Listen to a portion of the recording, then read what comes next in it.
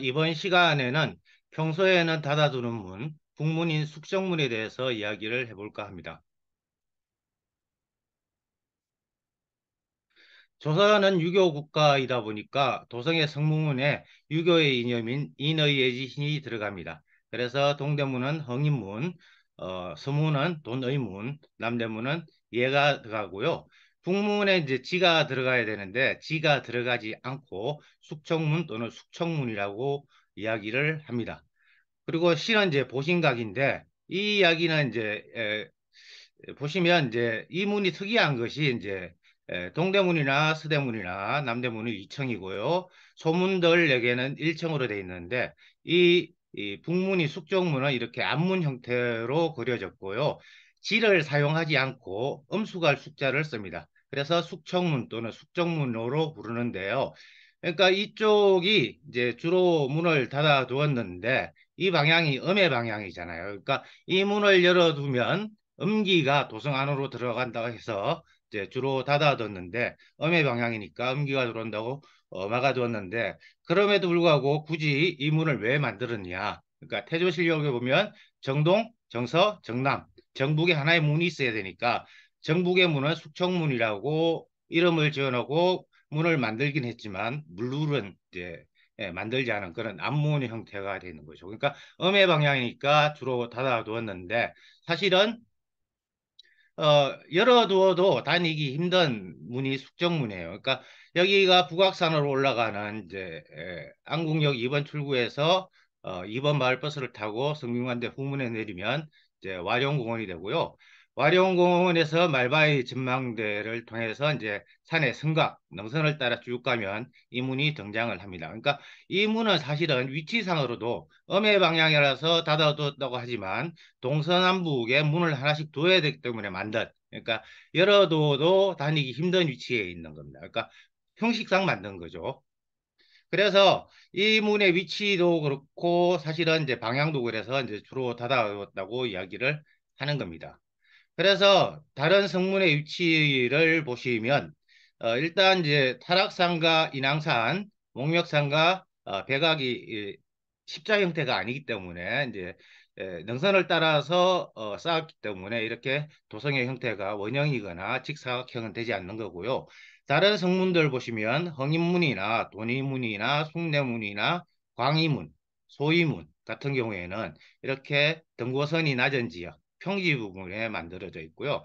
상대적으로 이제 북쪽이 산악지대다 보니까 해암문과 장이문은 약간의 산 위치에 이제 산 능선에서 낮은 지역에 설치가 되어 있고요. 이 숙청문의 위치는 열어두어도 다니기 힘든 그런 위치에 해당이 되는 거고요. 그래서 황희문이나 강희문이나 서대문, 서소문, 남대문 방향에는 평지이기 때문에 성곽이 많이 끊겨 있고요. 이런 산에는 성곽이 많이 남아 있는데 숙청문 같은 경우에는 음의 방향이지만 음의 방향이라 닫아뒀다 하지만 위치상으로는 이제 북쪽에 하나 있어야 되기 때문에 만든 문이라고 보여지고요.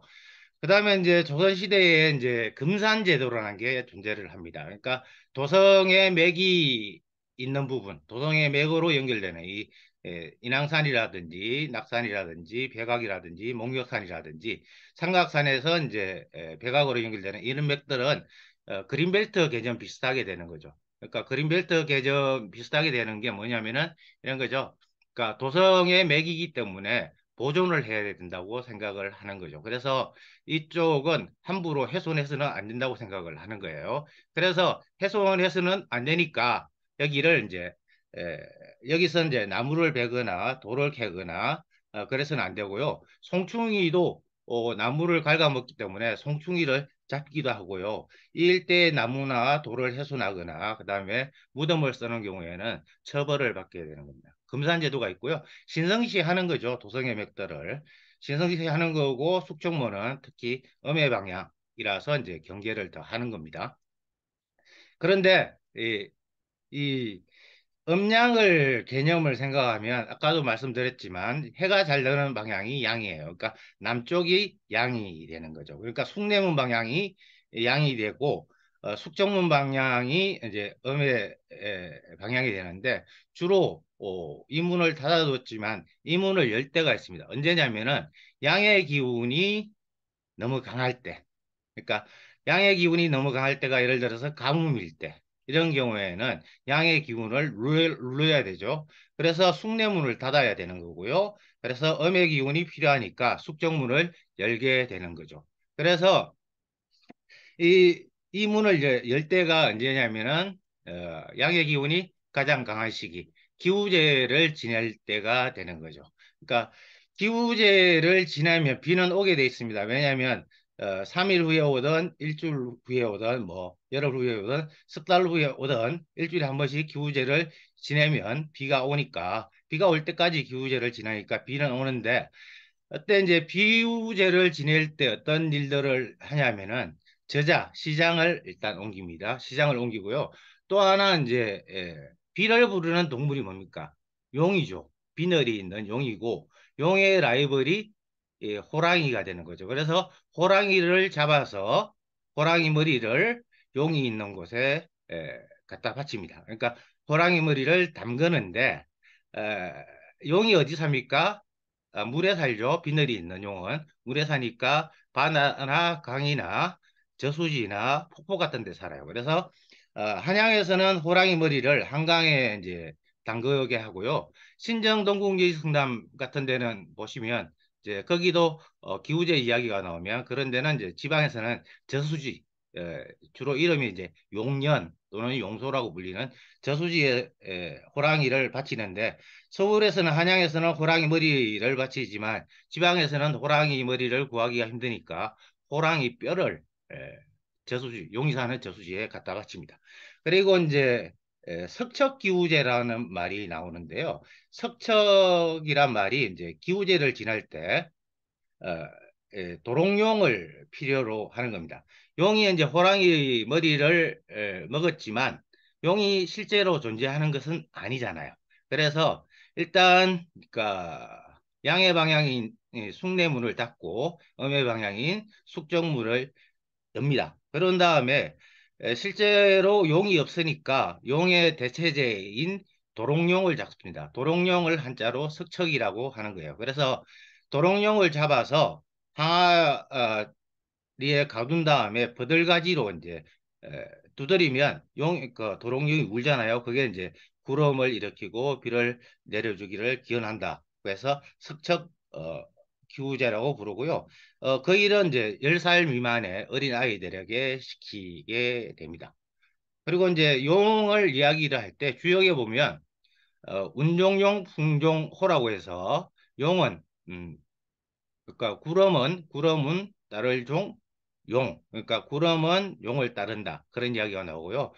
바람은 호랑이를 따른다는 이야기가 나오는데, 그러니까 용이 구름을 불러오고 비를 내리게 하니까 호랑이 머리를 담그게 하고요. 그다음에 음의 방향인 숙정문을 열고 양의 방향인 이제 숭례문을 닫는 조치를 취하고요. 실제로 용을 구하기 힘드니까 도롱용을 대신 잡아서 그렇게 하는 거고요. 그리고 이제 지도에 보시면 그 숙정문이 계속해서 이제 물루가 없는 형태의 지도들이 많이 등장을 하는데요. 지금의 숙정문을 보면 물루가 있습니다. 그러니까 1970년대에 들어서 성곽 복원을 한양도성 복원을 많이 합니다. 그때 이제 하는 이야기가 지금은 이제 한양도성을 문화유적으로 생각을 하지만 군사정권 시절에는 그걸 국방유적으로 생각을 했다는 거예요. 그래서 보고서에도 지금과 다른 방식으로 이렇게 써요. 박 대통령 각하의 분부하에 국방유적인 성곽을 복원하고자 이런 식으로 이제 보고서를 쓰게 되는데 그래서 이제 도성도 국방유적이라고 생각해서 복원 사업을 대대로 합니다. 그래서 1970년대 쌓은 복원한 성곽들을 보시면 시멘트가 들어가 있는 그러니까 시멘트로 성곽이 복원되어 있는 것은 1970년대 복원한 것이라고 생각하시면 되고요. 조선시대 숙정문은 물루가 없었지만 1976년에 이제 이 숙정문에도 물루를 만들고요. 여기에 이제 박정희 대통령이 이 현판에 글씨를 쓴 걸로 알려져 있습니다. 그러니까 같은 공간이지만, 그러니까 도성이지만 인의 애지신이 다 들어가는 것은 아니고, 그러니까 유교적 이전과 동시에 음양 이론이 숙청문에 들어가 있다고 할 수 있습니다.